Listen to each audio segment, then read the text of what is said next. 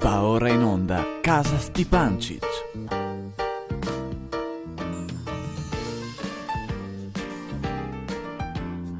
E cos'è sta roba? La sigla, Ciano, dai.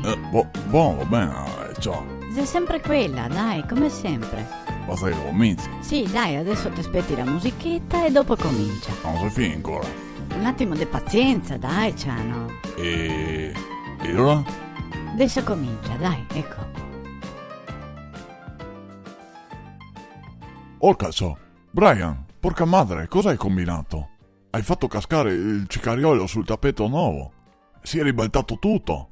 E adesso? Come facciamo? Ah? Non so. Sì, ascolta, adesso aiutami un salto a forbire che se dopo vede nonna si incavola come non so cosa e dopo ti ziga anche, sa? Facciamo così, vai a ciore la scopacchiera un salto che io intanto ingrumo il grosso. E dove? Di là, in pergolo, vicino al scaffetto degli ordegni, mi pare. Ok, vado. Ecco, bravo, aiutami almeno un poco.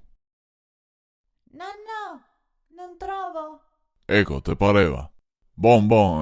Allora prova a guardare vicino al sbruffatore, quello giallo, là, arrente al muro.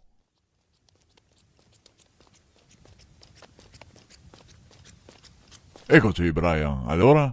L'hai scelta? No, scusa, ma cosa sarebbe sbruffatore? Sbruffatore, cioè praticamente quello che nonna usa per bagnare le piante senza svastare tutto il pergolo. Hai presente? Dai, quello. Ma forse intendi l'inaffiatoio? Ecco, bravo, quello. Ma non si capiva, scusa.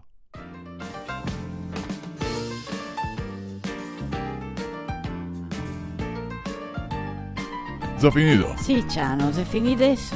Come? E se finito, cosa vuoi fare, Gay? Ma mi voglio andare avanti, scusa. No, se devi aspettare fino a lunedì. Ah, Sì. è buono. Ma sì, dai, cosa vuoi che sia? Ti aspetti. Ciao, mi non capisco sta roba. No, non ti capisci, non ti ha fatto scuola.